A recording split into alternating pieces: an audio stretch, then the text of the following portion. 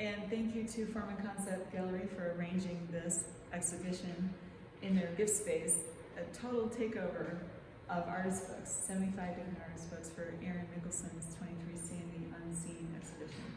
It's phenomenal, and I'm so pleased to be here as part of the programming for this exhibition.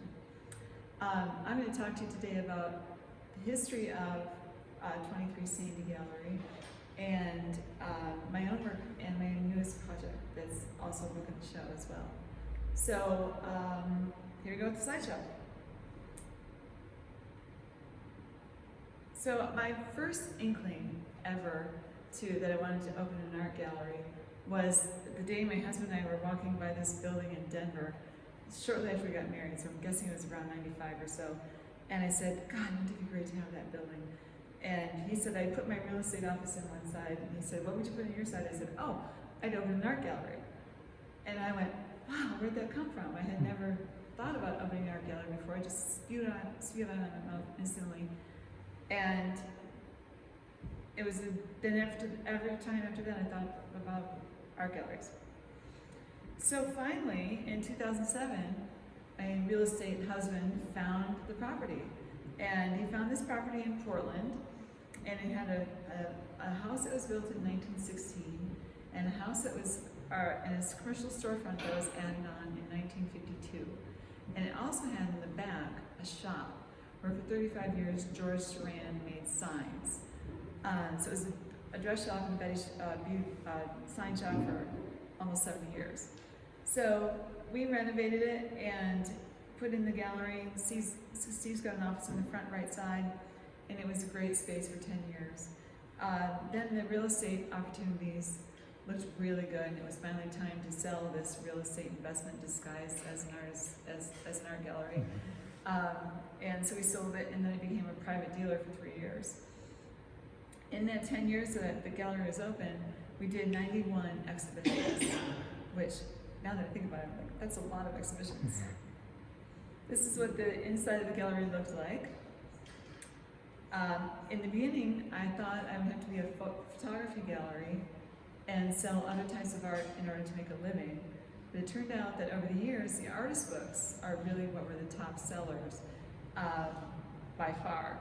So we started mounting 2 a year international juried exhibitions of handmade artist books. And these are some of the shows that we did. They all have a theme. We put out a themed call for entries. And the first 4 shows we didn't have catalogs, but then after that we were seeing the catalog covers, a lot of them that Erin designed. I don't know if all of you know this, but Erin was my assistant in the gallery for 4 years. She volunteered every Saturday for 4 years, plus would do projects at home. She built the website, she did lots of marketing and lots of graphic design and just everything in the gallery. She was brilliant. More of the shows from the juried shows.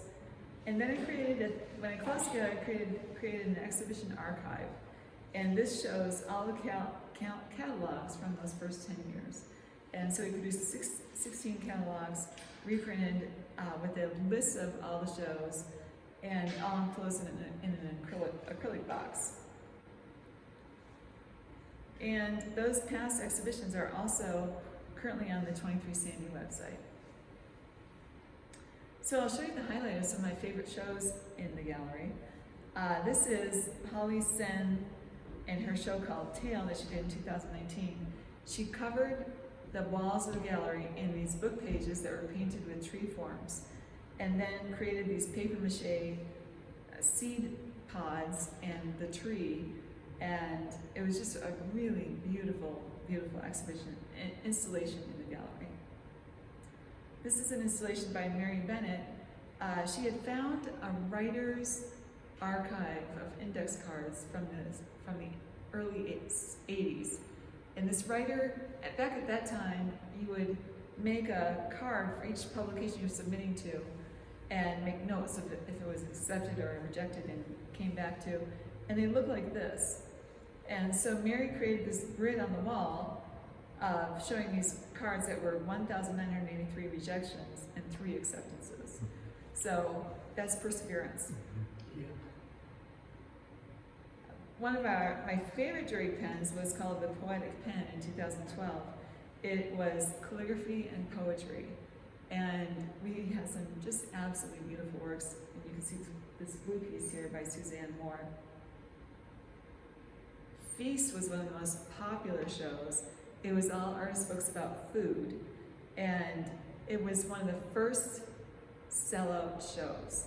We sold nearly everything in the show, so that was exciting. It just happened to be that a university has a book collection about cookery, so they bought a lot of stuff from the show, so that was kind of fun.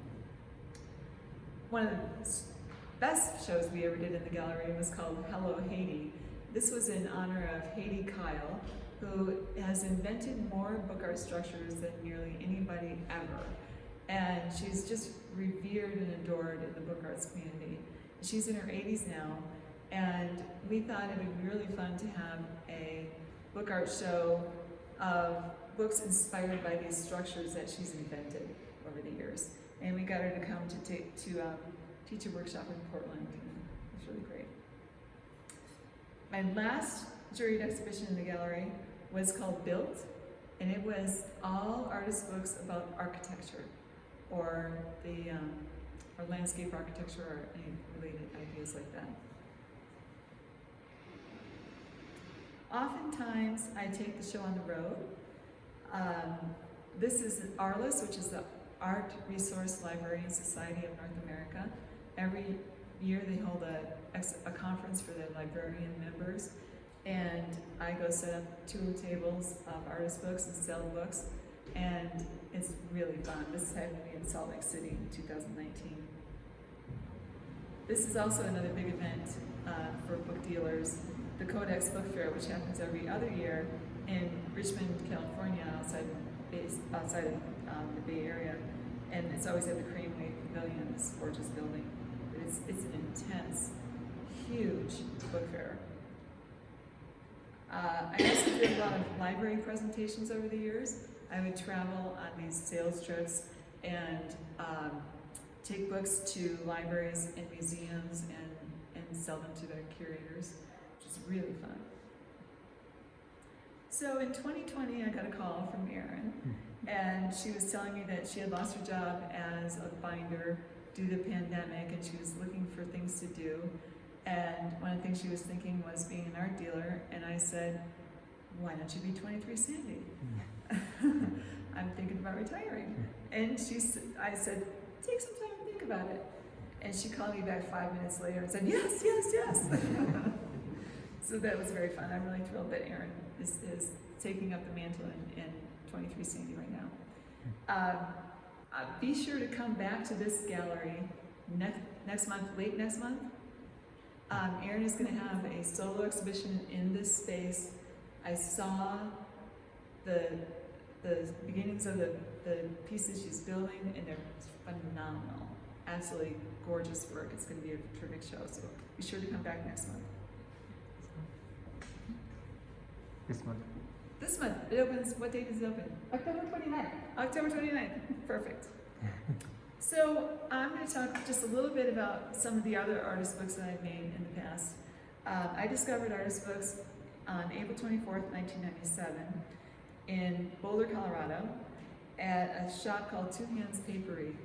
And I was there for a meeting of the American Institute of Graphic Artists, and the shop owner gave us paper and needles and threads, and we made books. I still have those books. They have little pretty floral inclusion papers on them. And I was just absolutely gobsmacked. And I suddenly felt like this was my art form. And so I started taking every workshop that came to Denver.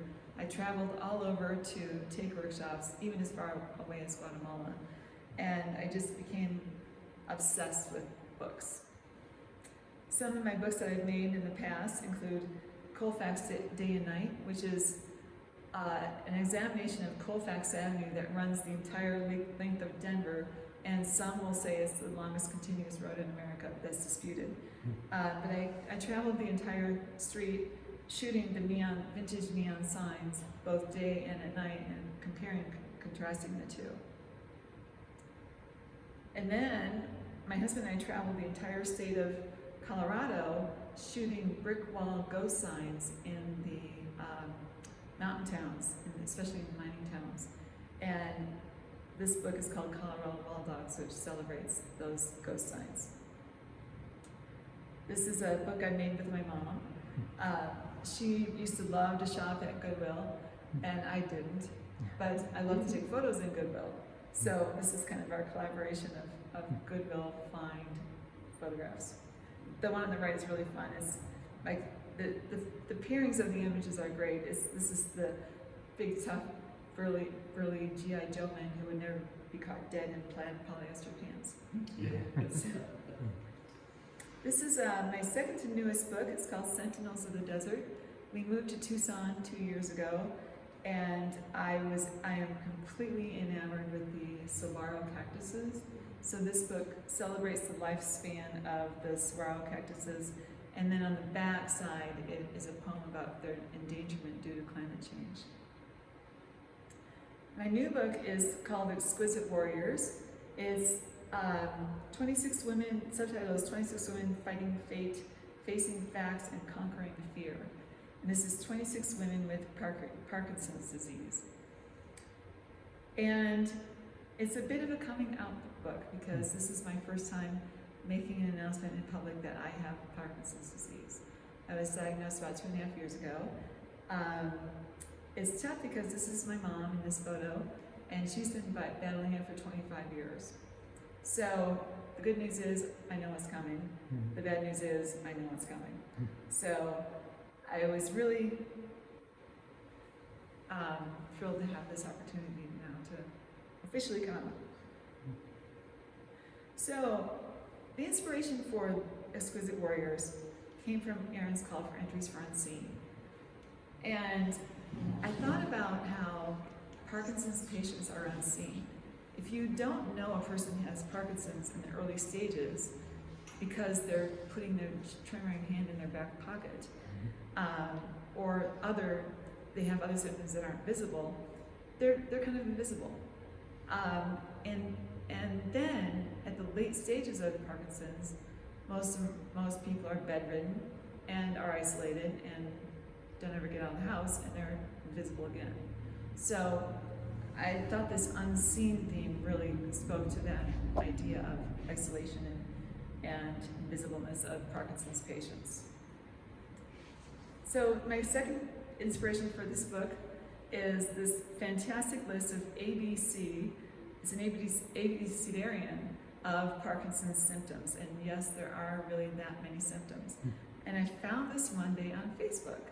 And somebody just happened to ask, who wrote this list of ABCs? And Cher, right here from Denver, spoke up and said it was my list. So I contacted her and asked her if I could use this as the basis for my book. And she said yes. And she's also featured in the book in a little bit. You'll see that too. Another inspiration was the structure. I really wanted this book to be an exquisite corpse. Do you remember those mix and match games from your childhood where you flip the face and the torso and the legs and create different animals or people? Well, that's what I wanted to do here. Kind of like, if my torso, gut problems are a big problem in Parkinson's, is misbehaving, couldn't I just switch it out for somebody else's someday?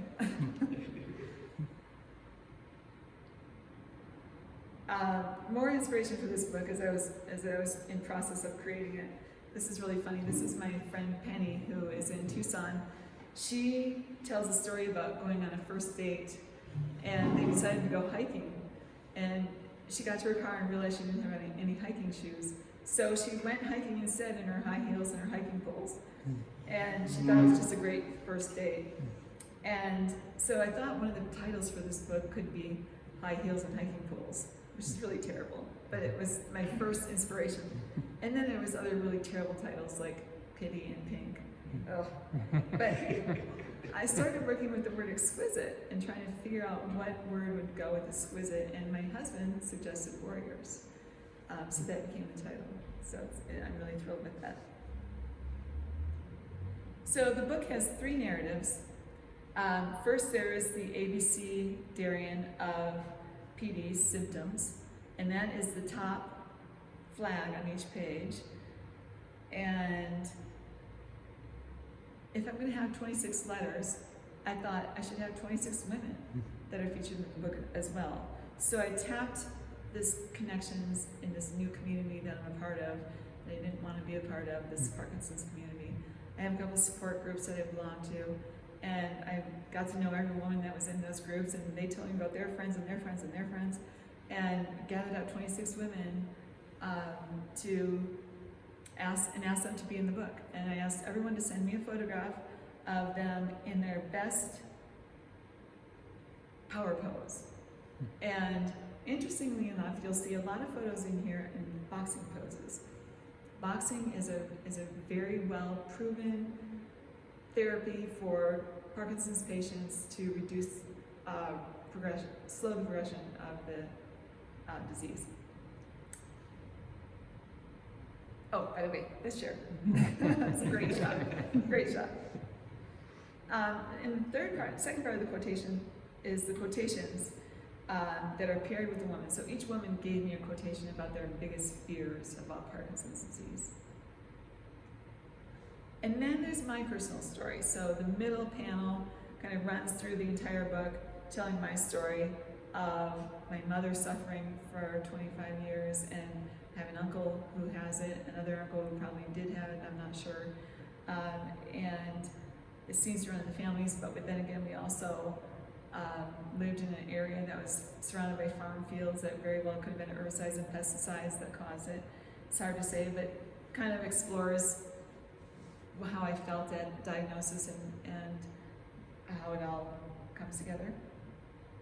The book really changed thanks to all of these remarkable women in the book, from a book that started out to be very dark to something that's now very full of hope. And it changed me as well in my attitude towards Parkinson's. So especially when I met Kat Hill here, and she wanted to pose in front of this chalkboard that says hope on it. And it was just kind of like this, oh, this is really changing the book. It's really pretty amazing. One of the reasons I like Kat is that she is now she's retired from a job as a nurse midwife. And she has a new podcast called PD Lemonade that I highly encourage you to look at. So this first edition of the book is selling for $500. It's a box edition, special edition, and it is all 100% of the proceeds, the gross proceeds from this book will all be donated to 3 organizations that are helping women with Parkinson's. The first one I can announce, the second 2 I can't announce yet. I know who they'll be yet, but I can't announce. But the first one will be Twitchy Woman. Sharon here, shown here with her tennis racket, started a blog shortly after she was diagnosed with Parkinson's 12 years ago. And the blog morphed into a support group. And then when COVID came, she took her support group online and started inviting women from all over. And now there's sometimes more than 100 women that show up for her Sunday morning Zoom calls. And she's really a dynamo and is doing great things for Parkinson's women. So 1/3 of the sale proceeds from the book will go to Twitchy Woman.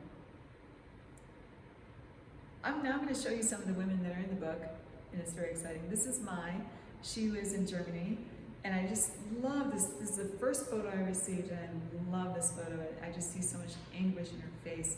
She's a dancer, and this is her dancing, and I just see exactly what this Parkinson's feels like in that.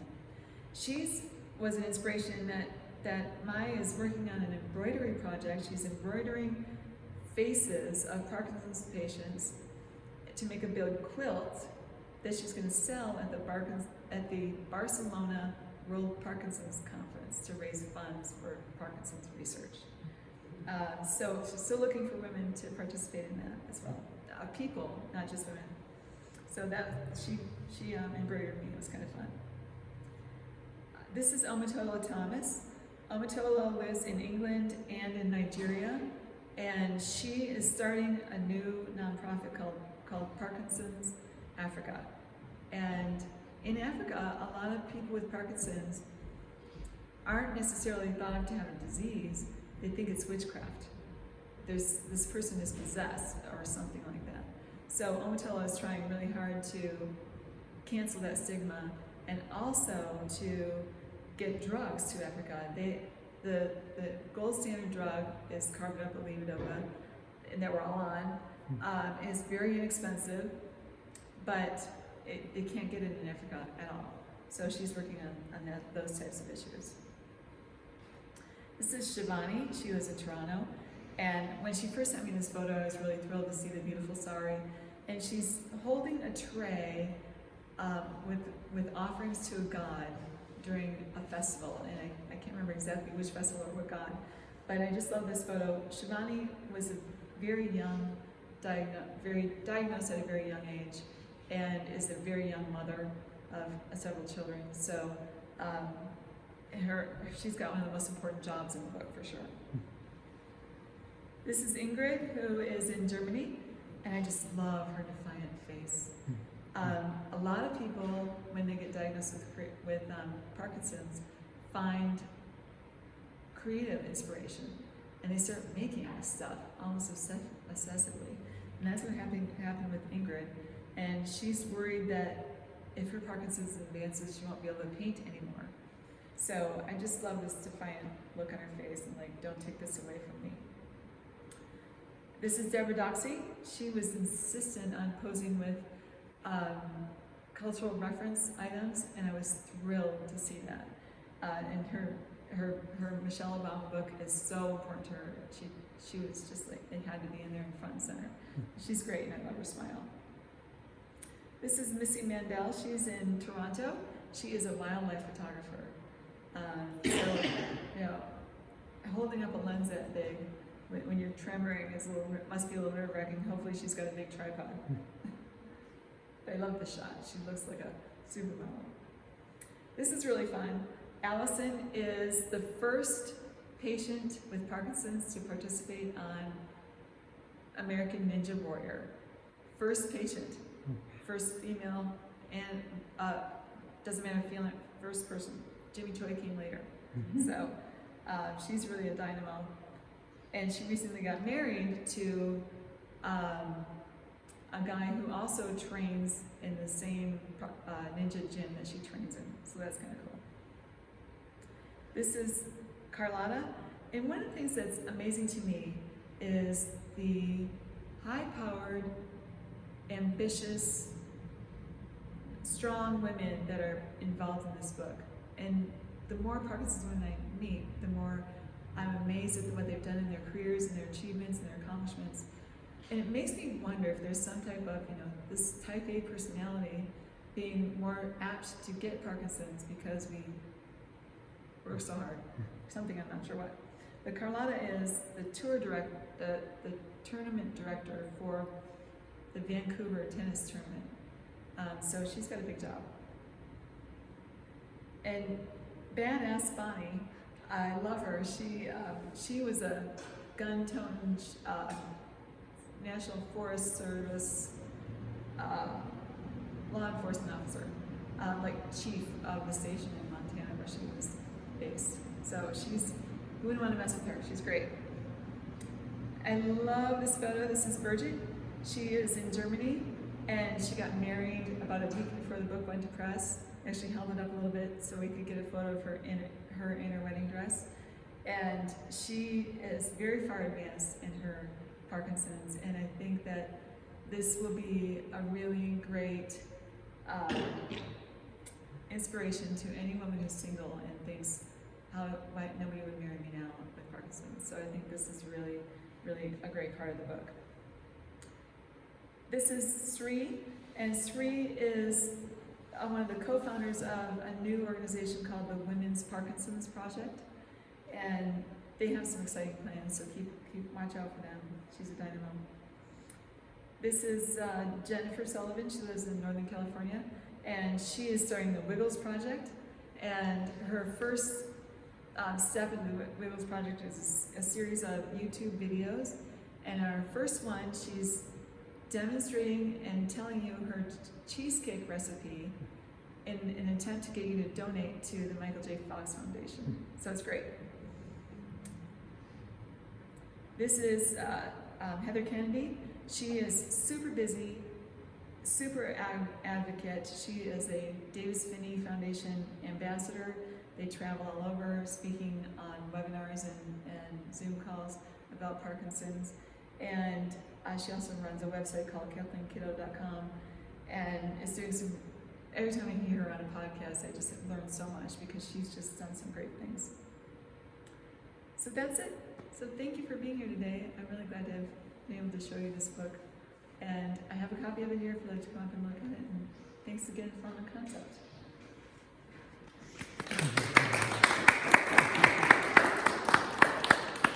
Does anybody have any questions? Did we get any questions on the comments in there? I think they will mostly been answered, but certainly if anyone feels like asking, we'll give a couple minutes for them to type.